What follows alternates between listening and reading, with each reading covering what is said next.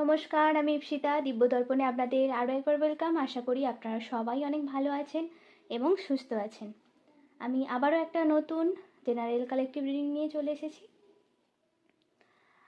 হরে কৃষ্ণা, রাধে রাধে, হর হর মহাদেব। ওং archangel Michael নমো, ওং archangel Michael নমো, ওং আর্কেঞ্জেল মাইকেল নমো। সবাই খুব পজিটিভভাবে রিডিংটি দেখবেন এবং পজিটিভ থাকবেন, কারণ এটা সম্পূর্ণ জেনারেল রিডিং, ওপেন প্ল্যাটফর্মে বানানো, তাই সবাই কিন্তু ওপেন মাইন্ডে দেখবেন। কেউ ভিডিওটির সাথে অ্যাডজাস্ট হওয়ার চেষ্টা করবেন না, অথবা যেটুকু রেজোনেট করবে সেটুকুই নেবেন, বাকিটা ইউনিভার্স, ডিভাইন অথবা বাকিদের উদ্দেশ্যে ছেড়ে দেবেন। ঠিক আছে? যে ভিডিওটি কেন রেজোনেট হচ্ছে না এইসব ভাববেন না, কারণ আপনারা বোঝেন এটা যে এটা জেনারেল রিডিং সবার জন্য। এখানে অনেক মানুষ দেখছে রিডিংটা, তাই সবার সাথে কারোর সাথে 20% যাবে, কারোর সাথে 15% যাবে, কারোর সাথে 75% যাবে, অথবা কারোর সাথে 100%ও যেতে পারে, সেটা এনার্জি ওয়াইজ। তো আজকের যে টপিকে আমরা ভিডিওটি করব, বা যে এনার্জিটা আমরা চেক করব, কসমিক ভিশনে আমি দেখেছি যে এমন কেউ, বা আপনাদের মধ্যে এমন কেউ হয়তো এমন কোনো লং টার্ম রিলেশনশিপে আছেন, সেটা 1 থেকে 2 বছর, 2 থেকে 4 বছর, অথবা একদম হাইয়েস্ট 5 থেকে 6 বছর। এইরকম লং টার্মিং রিলেশনশিপে থাকার পরে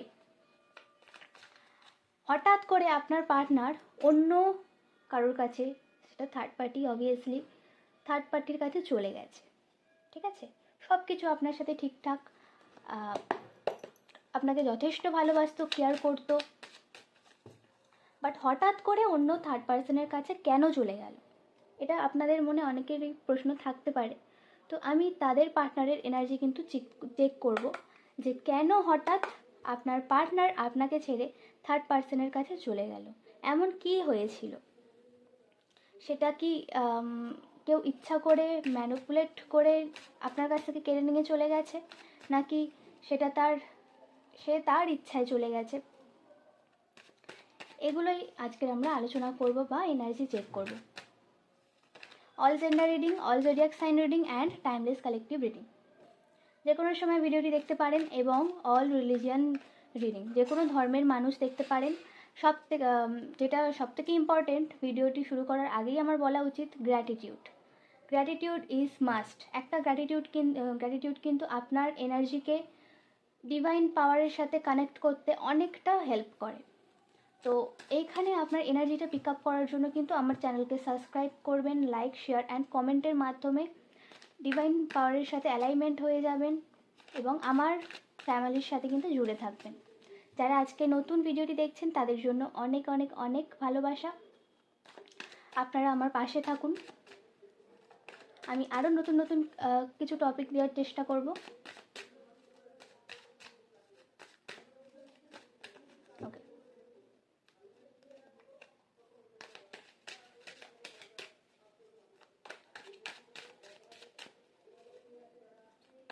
যার জন্য রিডিংটি দেখতে এসছেন,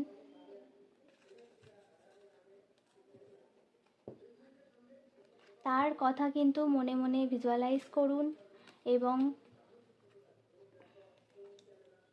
তার নাম 3 বার মনে মনে বলুন। ঠিক আছে? সাফেলটাকে ধৈর্য ধরে দেখবেন।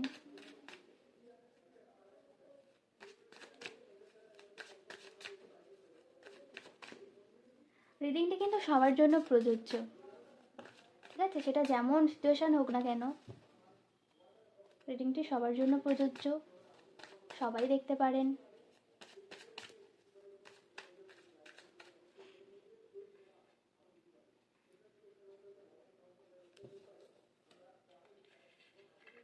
ঠিক আছে,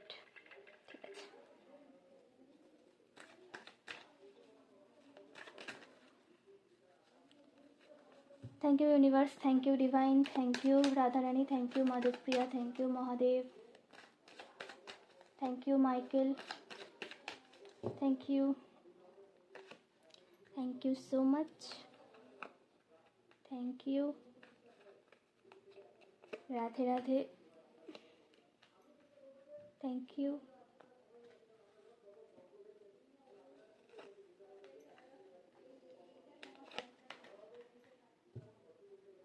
বটম অফ দ্য ডেকে এসছে দ্য ফুল।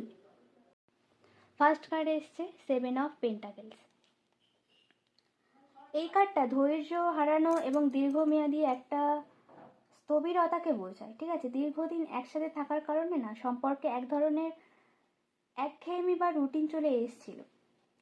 এই কার্ডটি নির্দেশ করছে যে আপনার পার্টনার অনুভব করেছিল তারা সম্পর্কে অনেক পরিশ্রম ও ইনভেস্টমেন্ট দিয়েছেন, কিন্তু রিলেশনশিপটা যেন একই জায়গায় স্টাক হয়ে আছে বা আটকে আছে। এর কোনো ভবিষ্যৎ বা গ্রোথ তিনি দেখতে পাচ্ছিলেন না। সম্পর্কের এই স্লো পেস বা মন্থর গতি তাকে না মানসিকভাবে ক্লান্ত করে তুলেছিল। ওকে, তারপরে এসছে 5 অফ কাপস। এই কার্ডটা হতাশা, আফসোস এবং অতীতের সুখে আটকে থাকা। পার্টনার মানসিকভাবে খুব হতাশ বোধ করেছিলেন। বর্তমান সম্পর্কের মধ্যে তিনি নিজের খুশি বা মানসিক শান্তিটা খুঁজে পাচ্ছিলেন না। হয়তো এমন কোনো বিষয় ছিল যা তাকে সবসময় কষ্ট দিত, বা তিনি যা আশা করেছিলেন সম্পর্কটি সেভাবে এগোচ্ছিল না। এই নেগেটিভ এনার্জি এবং দুঃখবোধের কারণে তিনি ভিতর থেকে ভেঙে পড়েছিলেন এবং কোথাও একটা ইমোশনাল সাপোর্টের খোঁজ করছিলেন। আচ্ছা, হয়তো আপনাদের ক্লিয়ার। এবার দেখুন কুইন অফ ওয়ান্স। এই কার্ডটা না প্যাশন, আকর্ষণ এবং নতুন শক্তির একটা হাতছানি বলতে পারেন। থার্ড পার্সনটি আসার পেছনে এই কার্ডটি একটা বড় ভূমিকা পালন করছে। এই কুইন অফ ওয়ান্স এমন একজন ব্যক্তিকে বোঝায় যিনি ভীষণ আত্মবিশ্বাসী, আকর্ষণীয়, স্বাধীনচেতা এবং প্রাণবন্ত, ঠিক আছে। আপনার পার্টনার হয়তো এমন কোনো সংস্পর্শে এসেছেন যিনি তাকে সাময়িকভাবে একটি আলাদা সম্পর্ক বা একটি আলাদা স্পার্ক, উত্তেজনা এবং নতুন শক্তি উপহার দিয়েছেন, যা তিনি আপনার এই পুরনো ক্লান্ত সম্পর্কে আর পাচ্ছিলেন না। তারপর এসছে কুইন অফ পেন্টাকেলস। এই কার্ডটি স্থায়িত্ব স্টেবিলিটি, কেয়ার এবং প্র্যাকটিক্যাল বিষয়কে বোঝায়। এই কার্ডটি দুটি বিষয়ের ইঙ্গিত দিতে পারে। এক, আপনি নিজের জায়গায় অত্যন্ত দায়িত্বশীল, কেয়ারিং এবং গুছিয়ে চলা একজন মানুষ ছিলেন, কিন্তু পার্টনার হয়তো রিলেশনশিপের গভীরে গিয়ে রোম্যান্স বা উত্তেজনার চেয়ে শুধুমাত্র একটি রুটিন বা দায়িত্ব দেখতে শুরু করেছিলেন। অথবা থার্ড পার্সনটির মধ্যে এমন কোনো ব্যবহার বা স্থায়িত্ব তিনি দেখতে পেয়েছেন যা তাকে সাময়িকভাবে আকৃষ্ট করেছে, ঠিক আছে। তারপর এসছে 4 অফ কাপস। এই কার্ডটি উদাসীনতা, বিরক্তি এবং সুযোগকে অবহেলা করা বোঝায়, ঠিক আছে।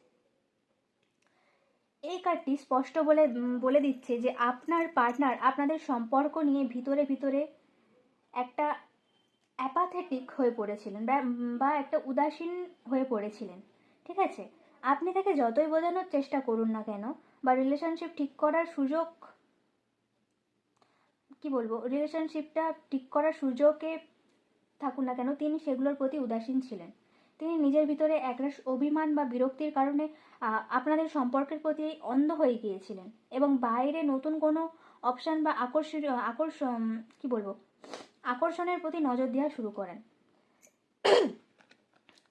একটা একঘেয়েমি ফিল করছে, যে এনার্জিটা আমি বারবার পাচ্ছি এখানে, একটা একঘেয়েমি ফিল করছে। আচ্ছা, দেন এসছে 7 অফ কাপস। এই কার্ডটি বিভ্রান্তি, অলিক কল্পনা এবং ইলিউশনকে বোঝায়। এটি এই রিডিংয়ের কিন্তু অন্যতম একটি গুরুত্বপূর্ণ কার্ড। থার্ড পার্সনের কাছে চলে যাওয়া বিষয়টি মূলত একটি বড় মোহ বা ইলিউশন ছাড়ার কিছু নয়। পার্টনার হয়তো ভেবেছিলেন বাইরে যা দেখছেন সেটাই হয়তো আকর্ষণীয় বা সুন্দর। গ্রাসের ঘাস সবসময় সবুজ মনে হওয়া। তিনি বিভ্রান্ত হয়ে এমন কিছু জিনিসের পিছনে ছুটছেন বা কেবলই সাময়িক মায়া, যার কোনো বাস্তব বা দীর্ঘস্থায়ী ভিত্তি নেই। দীর্ঘদিনের সম্পর্কের একঘেয়েমি, জমে থাকা হতাশা এবং সম্পর্কের প্রতি এক ধরনের উদাসীনতা, এই তিনটির কারণে আপনার পার্টনার মানসিকভাবে দূরত্ব তৈরি করেছিলেন।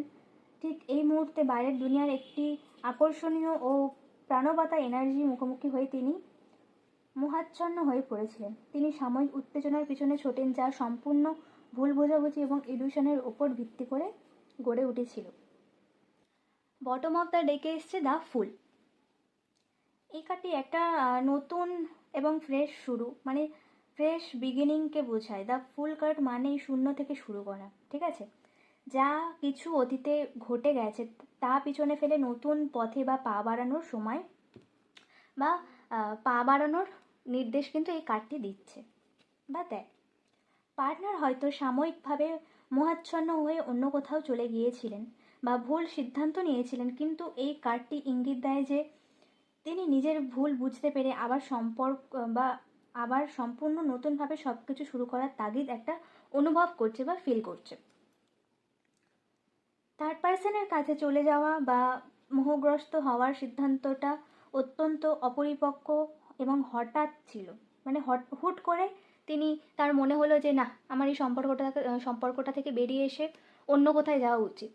একটা সাডেন ডিসিশন নিয়ে ফেলেছিল এবং সে কতটা বড় ভুল করেছিল সে কিন্তু এখন রিয়েলাইজ করছে, এখন সে বুঝতে পারছে যে না, আমার ওই রিলেশনশিপটা থেকে বেরিয়ে আসা উচিত ছিল না, আমার এত তাড়াতাড়ি হুট করে ডিসিশন নেওয়া উচিত ছিল না, ঠিক আছে? সেই সব কিছু এই ভুলগুলো বুঝতে পেরে সে কিন্তু একটা নতুনভাবে আপনার সাথে স্টার্ট করার কথা ভাবছে। And it is a very much positive energy. সবাই প্লিজ এখনই ক্লেম করবেন।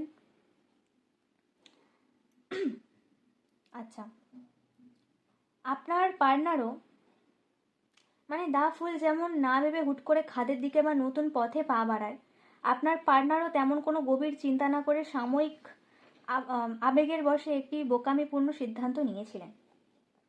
যেহেতু এটি বটম অফ দ্য ডেকের কার্ড, এর মানে হলো এই পুরো পরিস্থিতিটি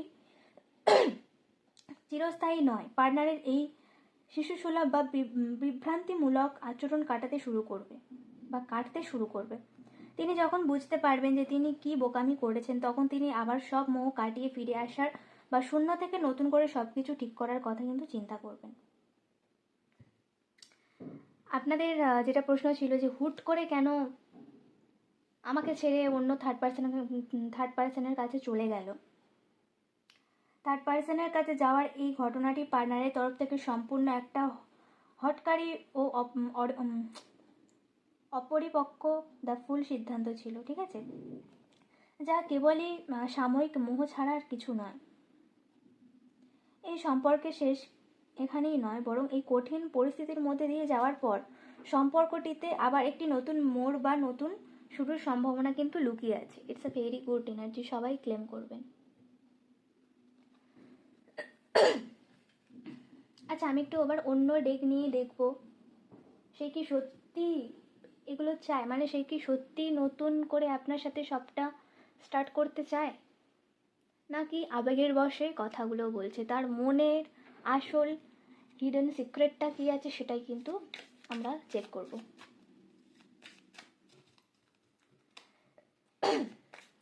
মানে আপনার পার্টনার যখন একটা রিলেশনশিপে যাচ্ছে, এই নয় যে সে কিছু বোঝে না বা সে ম্যাচিওর নয়, সে যথেষ্ট কিন্তু ম্যাচিওর না হলে মানুষ প্রেম করে না, তাই না? সেটা ছেলে হোক আর মেয়ে হোক, উভয়ের কথাই বলছি।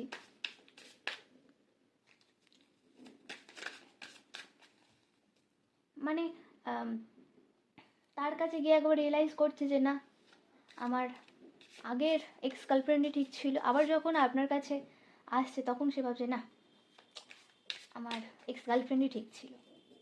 মানে এই রকমভাবে না সে একটা কনফিউশনে চলে যাচ্ছে।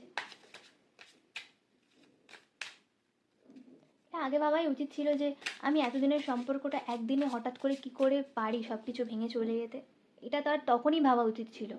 সে রিয়েলাইজ করছে, মানে অন্য সম্পর্কে যাওয়ার পর সে রিয়েলাইজ করছে যে না, আমি ঠিক করলাম না, আমার ওই রিলেশনশিপটা ছাড়াটা ঠিক হয়নি, ঠিক আছে? আমার এখন প্যাচ আপ করে নেওয়া উচিত। কিন্তু চলুন দেখে নেওয়া যাক, বেশি কথা বলবো না। একদম ডিটেলসে জানতে গেলে বা পার্সোনাল রিডিং নিতে গেলে ডেসক্রিপশন বক্সে আমার নাম্বার দেওয়া আছে, ওখানে সবাই প্লিজ প্লিজ প্লিজ SMS করবেন, কেউ কল করবেন না। একটু ওয়েট করবেন, আমি ঠিক সময় উত্তর দিয়ে দেবো।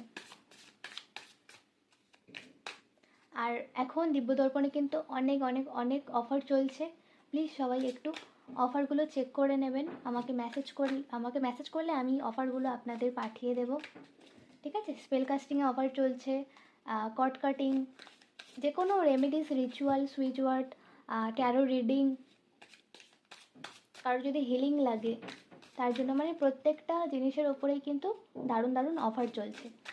তো কারোর যদি অফার প্রয়োজন হয়, ওকে একটা কার্ড চলে এসছে, থ্যাংক ইউ সো মাচ।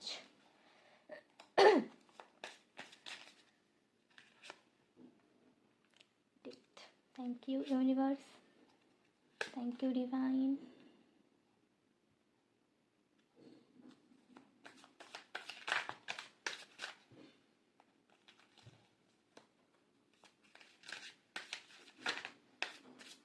ওকে, দুটো কার্ড অলরেডি চলে এসছে। Bottom of the deck, beauty.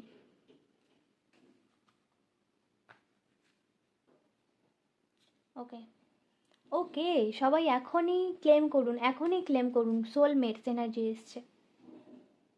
আমি ভাবছিলামই যে এটা একটা সোলমেট কানেকশন হতে পারে। First card, silence.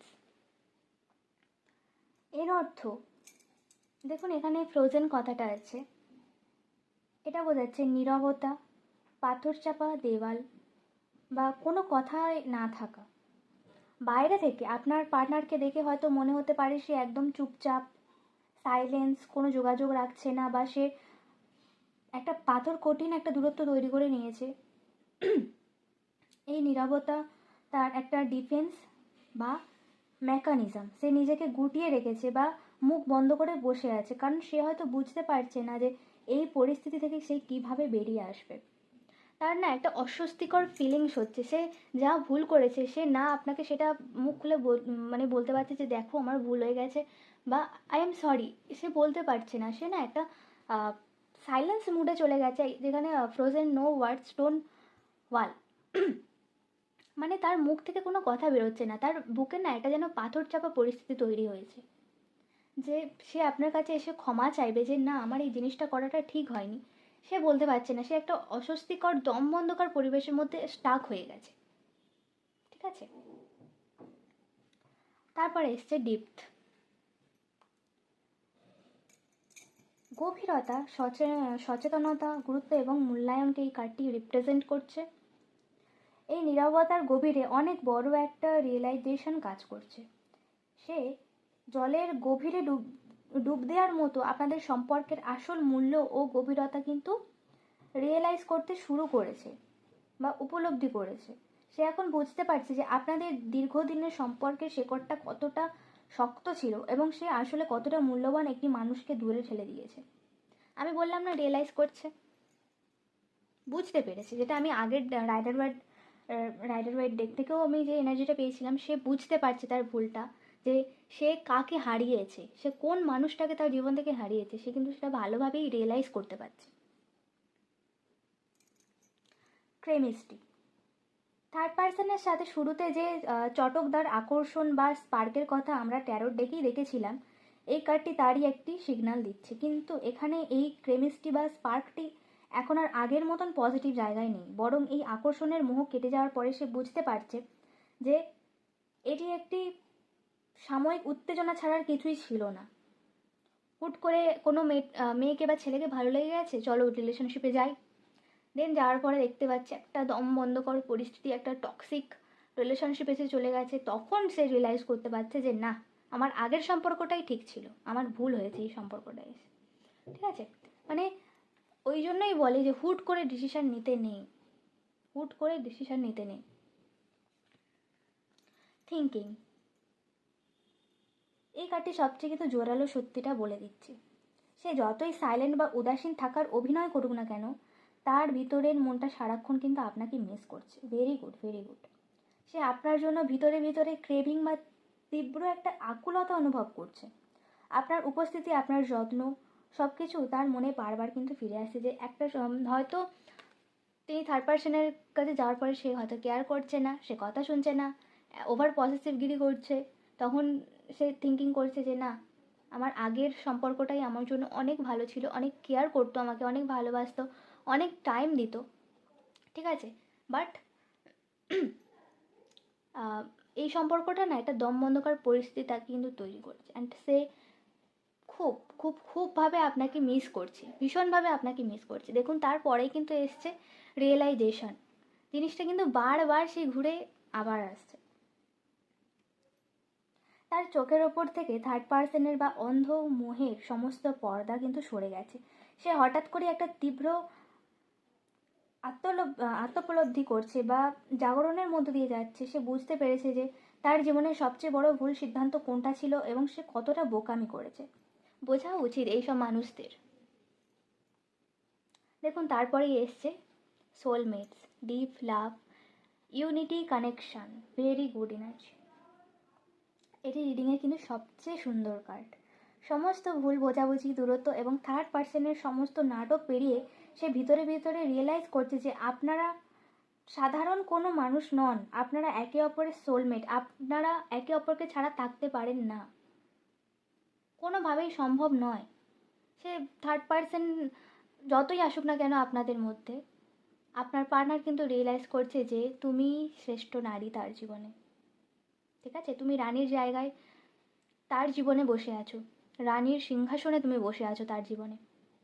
Soulmate connection যে কোনো কানেকশান নয়, একটা সোলমেট কানেকশান কিন্তু সে রিয়েলাইজ করছে।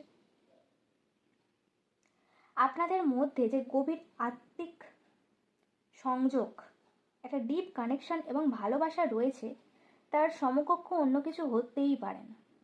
Never never. Very good energy, soulmate energy. সবাই কিন্তু যত পারবেন ক্লেম করবেন। বটম অফ দ্য ডেকে এসছে বিউটি। কার্ডটি না ঠিক আপনার এনার্জিকে রিফ্লেক্ট করছে। আপনার মতো কতটা দয়ালু, আপনার স্বভাব কতটা মার্জিত এবং আপনার ব্যক্তিগত কতটা সুন্দর ও আকর্ষণীয়, সে সেটা এখন হাড়ে হাড়ে কিন্তু বুঝতে পারছে।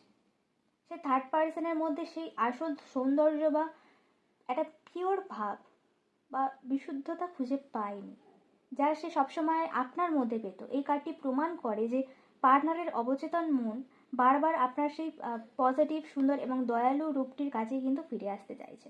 Very good. পার্টনার না সাময়িক মোহের বশে বা হুটকারি ডিসিশনের ফলে দূরত্ব তৈরি করলেও বর্তমানে সে এক তীব্র অনুশোচনা উপলব্ধির মধ্যে দিয়ে যাচ্ছেন। সে বুঝতে পেরেছেন যে আপনি তার জীবনে কে এবং আপনারা আদতে সোলমেট, ঠিক আছে। তার অবচেতন মন এখন কেবল আপনার সেই দয়ালু আকর্ষণীয় সত্তার জন্য কিন্তু ব্যাকুল হয়ে আছে। বাহ, খুব সুন্দর। তো আজকের রিডিংটি এই পর্যন্তই। কেমন লাগলো অবশ্যই জানাবেন। ভিডিওটি বেশি বড় করলাম না। সবাই খুবই পজিটিভ থাকবেন, খুব সুস্থ থাকবেন, নিজের কেয়ার করবেন, ঠিক আছে। যারা রিলেশনশিপে রয়েছেন তারা পার্টনারকে খুব ভালোভাবে কেয়ার করে রাখবেন এবং এই পজিটিভ এনার্জিটাকে যত পারবেন ক্লেম করবেন, গ্র্যাটিটিউড জানিয়ে দেবেন এবং ভিডিওটি ভালো লেগে থাকলে লাইক, শেয়ার, কমেন্ট, সাবস্ক্রাইব করে দেবেন। Thank you so much. আর আরেকটা কথা, সাবস্ক্রাইব করে অল করে রাখবেন যাতে আমি যে কোনো ভিডিও যদি ছাড়ি তাহলে আপনাদের কাছে নোটিফিকেশানটা আগে পৌঁছায়। Clear? Thank you so much. দেখা হবে অন্য কোনো ভিডিওতে।